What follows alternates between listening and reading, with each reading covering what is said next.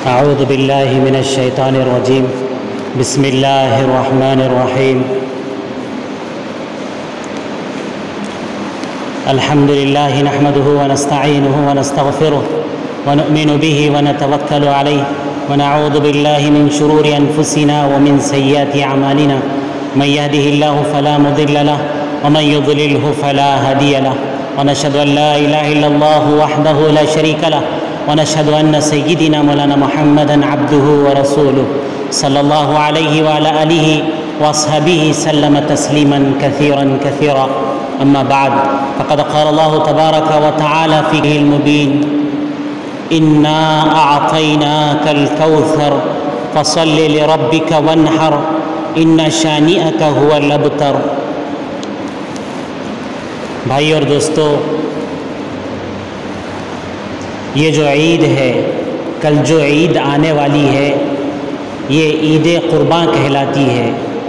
یا عید الاضحیٰ کہلاتی ہے. قربانی کے معنی ہیں، قربانی کا مطلب ہے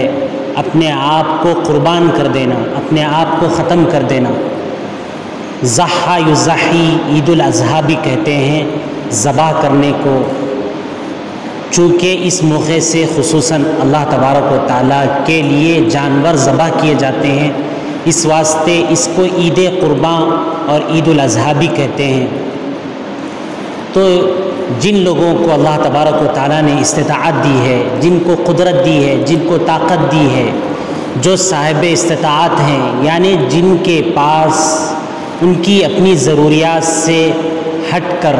قرض سے ہٹ کر، جن کے پاس 25 سے 26 ہزار روپے ہوتے ہیں، ان کے اوپر قربانی واجب ہوتی ہے. ایسے لوگوں کو قربانی دینا ہے. ان پر قربانی ایسے ہی واجب ہے جیسے عید الاضحیٰ کی نماز واجب ہوتی ہے. جس طریقے سے نماز کا ادا کرنا ہر مسلمان پر واجب ہے، اسی طریقے سے جس مسلمان کے پاس بھی اس کی اپنی ساری ضروریات سے ہٹ کر، ساری احتیاجات سے ہٹ کر اور سارے قرض وغیرہ سے ہٹ کر جس مسلمان کے پاس 25 سے 30 ہزار روپے ضرورت سے زائد ہوتے ہیں، اس شخص پر بھی ایسے ہی قربانی واجب ہوتی ہے جیسے عید الاضحیٰ کی نماز واجب ہوا کرتی ہے. یہ بڑی عبادت ہے، یہ بہت عظیم عبادت ہے. اللہ عز و جل نے نہ صرف یہ کہ امت محمدیہ صلی اللہ علیہ وسلم پر قربانی کو واجب کیا ہے، بلکہ جتنی دیگر امتیں گزری ہیں، پچھلی جتنی امتیں گزری ہیں، ساری کی ساری امتوں پر قربانی واجب تھی.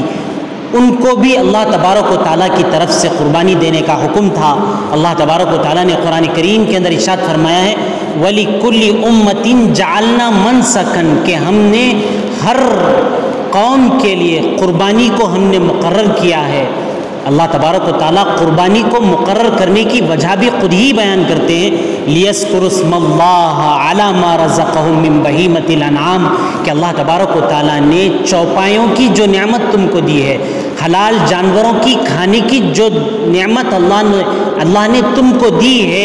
اس پر اللہ تبارک و تعالیٰ کا تذکرہ کر کے، اللہ تبارک و تعالیٰ کا نام لے کر اس کو ذبح کرو. اس کے لیے ہم نے ہر امت پر قربانی کو اس سے پہلے بھی واجب کیا ہے. اسی طریقے سے امت محمدیہ صلی اللہ علیہ وسلم پر بھی قربانی واجب کی گئی ہے. اللہ تبارک و تعالیٰ سورہ کوثر جو مختصر سی اور چھوٹی سی صورت ہے، اس کے اندر نبی کریم صلی اللہ علیہ وسلم کو مخاطب کر کے فرماتے ہیں: اِنَّا أَعْطَيْنَاكَ الْكَوْثَرَ، اے اللہ کے رسول اللہ صلی اللہ علیہ وسلم، ہم نے آپ کو روز قیامت میں حوض کوثر خصوصی طور پر عطا کیا ہے. اس انعام کا اللہ تبارک و تعالیٰ نے جو آپ کو حوض کوثر عطا کیا ہے، جس کے ذریعے سے آپ سارے لوگوں کو پانی فراہم کریں گے،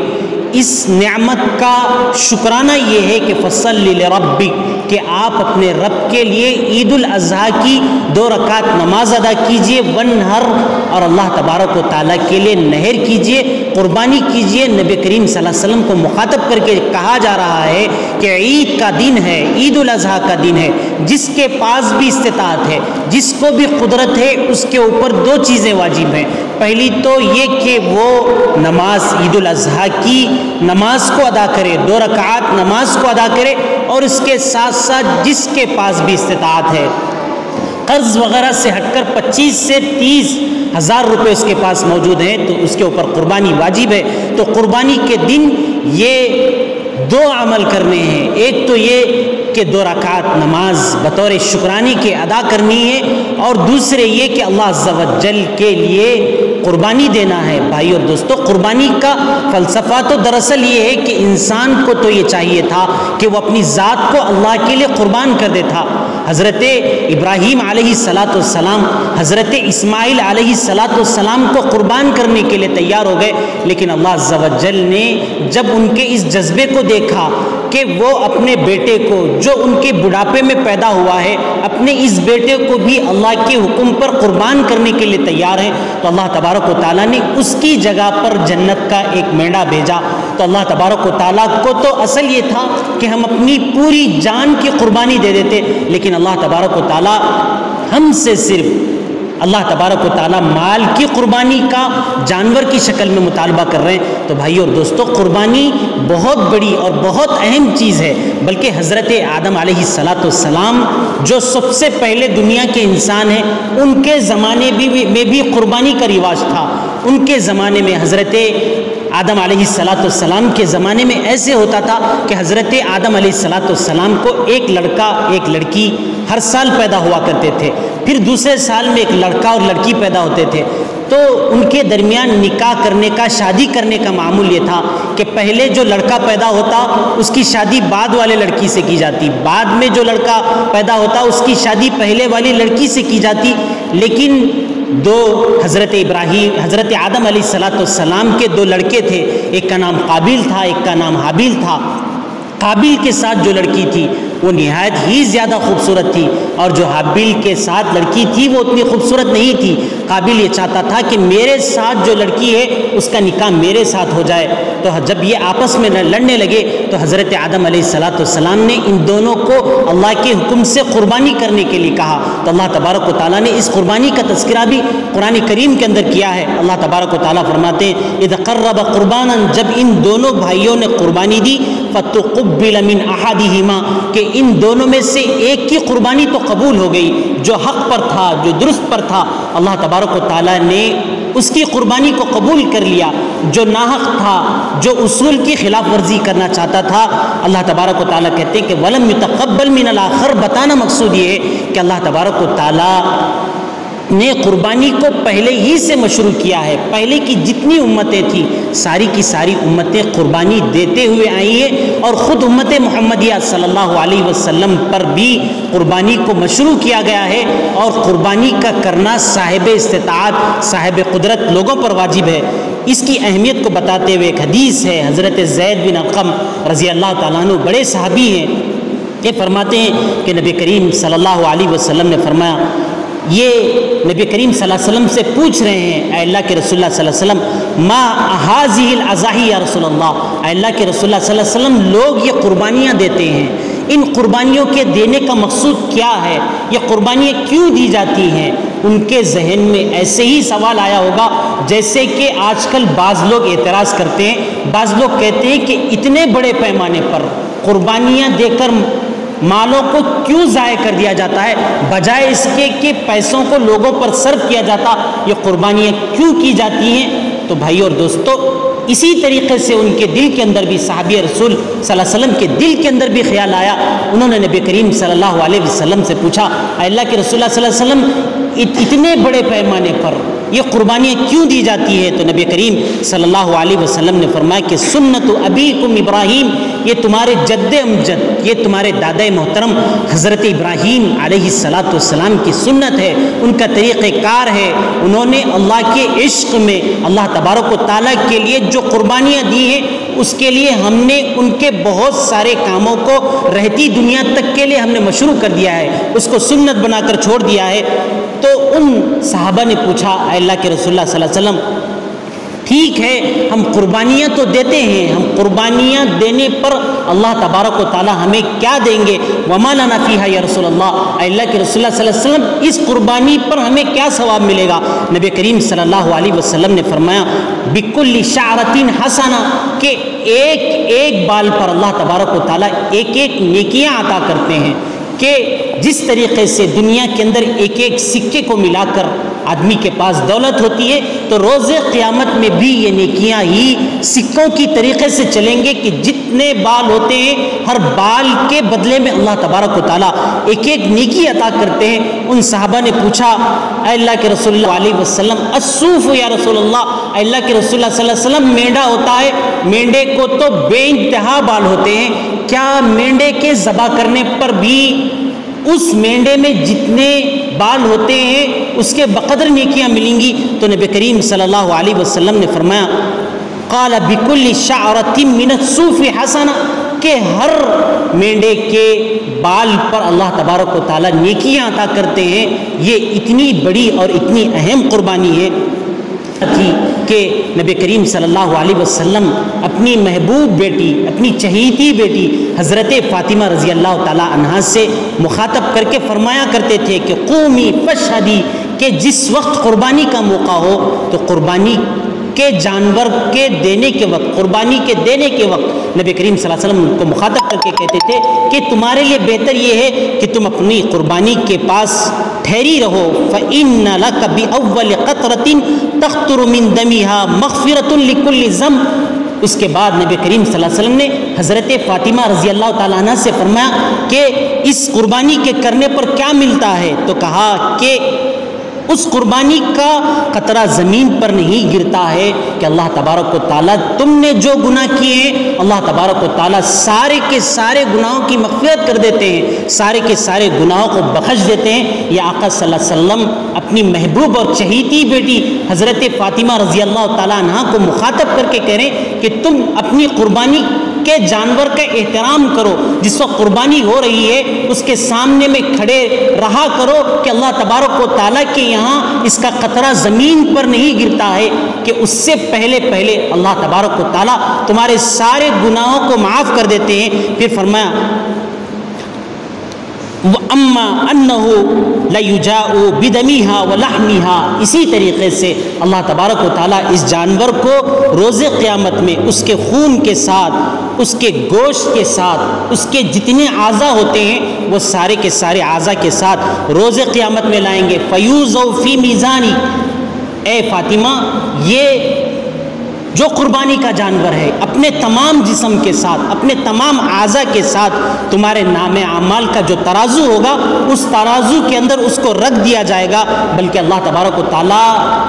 جب ہم اخلاص کے ساتھ صرف اللہ کو راضی کرنے کے لیے، کسی کو دکھلانے کے لیے نہیں اگر قربانی دیتے ہیں، تو نبی کریم صلی اللہ علیہ وسلم حضرت فاطمہ رضی اللہ تعالیٰ عنہ سے مخاطب کر کے کہہ رہے ہیں تبارک و تعالیٰ تم جو قربانی دے رہے ہو اس کے ساتھ حصہ بڑھ کر اللہ تبارک و تعالیٰ تم کو ثواب دے سکتے ہیں، یہ اللہ کا معمول ہے۔ اللہ تبارک و تعالیٰ نے قرآن کریم کی ایک آیت کے اندر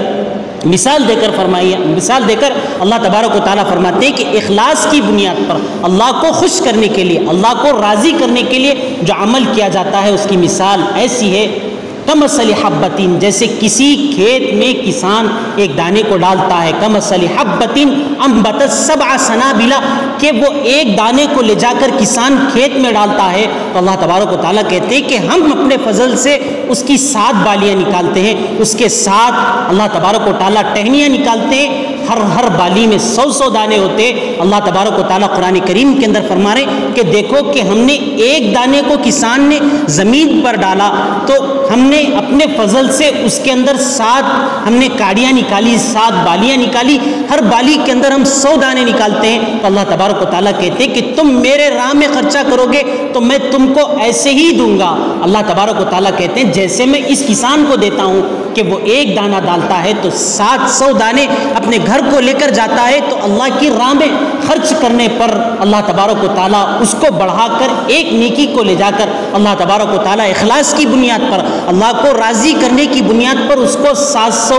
درجے تک اللہ تبارک و تعالیٰ بڑھا دیتے ہیں۔ بھائی اور دوستو، حضرت عائشہ صدیقہ رضی اللہ تعالیٰ عنہ جو ہماری ماں ہیں، حضرت امہات المؤمنین میں سے ہیں، وہ فرماتی ہیں کہ نبی کریم صلی اللہ علیہ وسلم نے فرمایا کہ قربانی کا جو عمل ہوتا ہے، کہ وہ کہتی ہیں کہ جس دن قربانی کا دن ہو، قربانی کے دن اللہ تبارک و تعالیٰ کو قربانی کے عمل سے زیادہ محبوب اور پسندیدہ کوئی عمل نہیں ہوتا ہے۔ اللہ تبارک و تعالیٰ کو قربانی کے دن صرف اور صرف خون کے بہانے کا عمل اللہ تبارک و تعالیٰ کو پسند ہے۔ اس کے بعد پھر اسی حدیث کے اندر نبی کریم صلی اللہ علیہ وسلم نے فرمایا کہ جس جانور کو تم ذبح کرتے ہو وہ روز قیامت میں اپنے سنگوں کے ساتھ، اپنے بالوں کے ساتھ، اپنے کھروں کے ساتھ آئے گا، اور خون کا خطرہ اللہ تبارک و تعالیٰ کے یہاں زمین پر گرنے سے پہلے مقبول ہو جایا کرتا ہے۔ تو بھائیو اور دوستو، قربانی یہ واجب ہے۔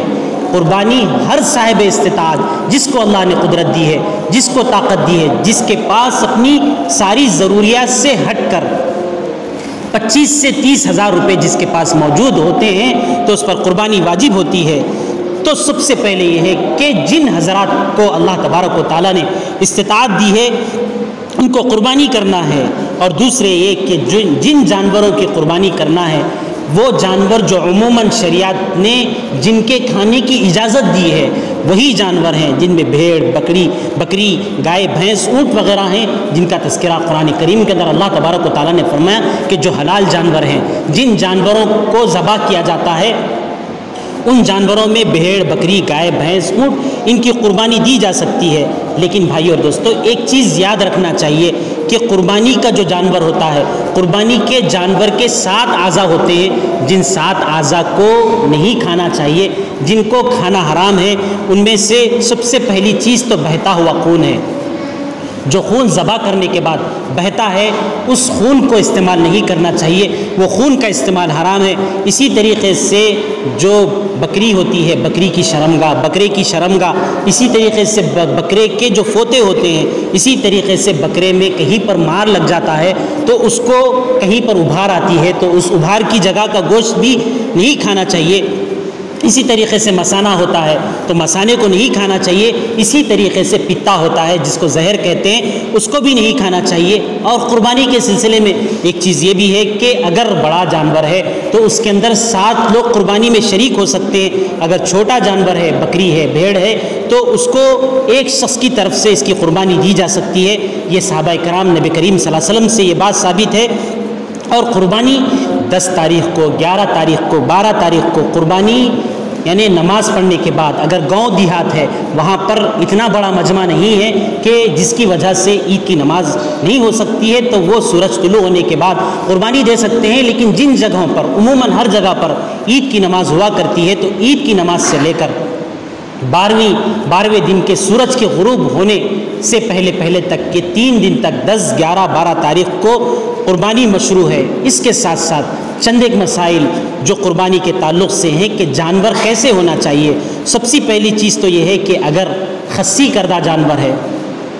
تو خصی کردہ جانور یہ زیادہ افضل ہوا کرتا ہے۔ اسی طریقے سے عقیقے کو اگر قربانی میں شامل کرنا چاہتے ہیں تو عقیقے کو بھی قربانی میں شامل کیا جا سکتا ہے۔ اسی طریقے سے اگر قربانی دینا چاہتے ہیں، نفل قربانی ہے تو مرحومین کی طرف سے جو انتقال کر گئے ہیں ان کے ایصال ثواب کے لیے بھی قربانی دی جا سکتی ہے۔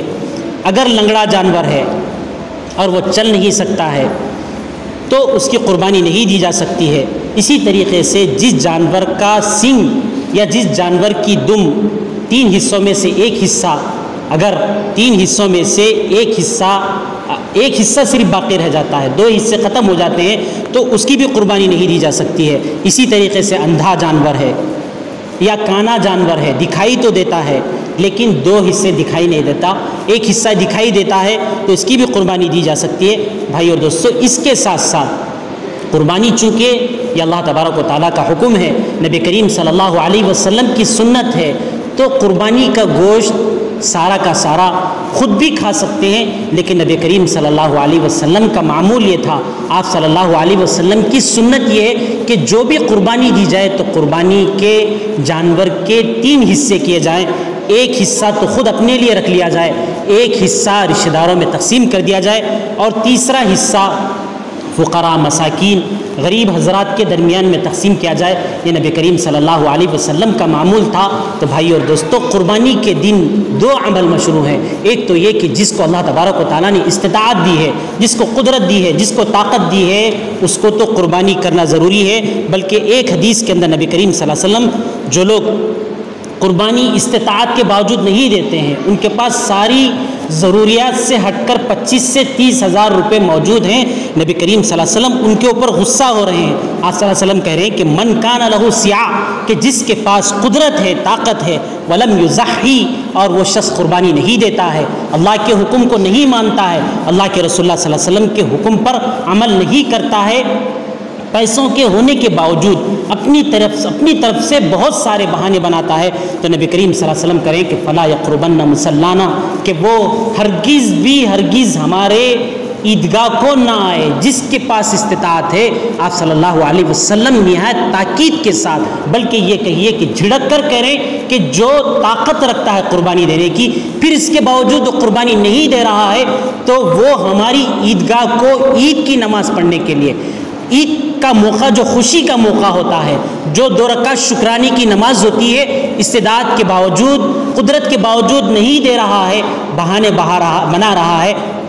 ایسے شخص کو ہمارے مصلی کے پاس، ہمارے عیدگاہ کے پاس آنے کی ضرورت نہیں ہے، یہ نبی کریم صلی اللہ علیہ وسلم فرما رہے۔ تو بھائی اور دوستو، اللہ تبارک و تعالیٰ نے ہمیں استطاعت دی ہے، قدرت دی ہے، تو قربانی دینے کا اہتمام کریں، اور نماز عید الاضحیٰ کے ادا کرنے کا اہتمام کریں، اسی طریقے سے دیگر نمازوں کے ادا کرنے کا بھی اہتمام کریں۔ اللہ تبارک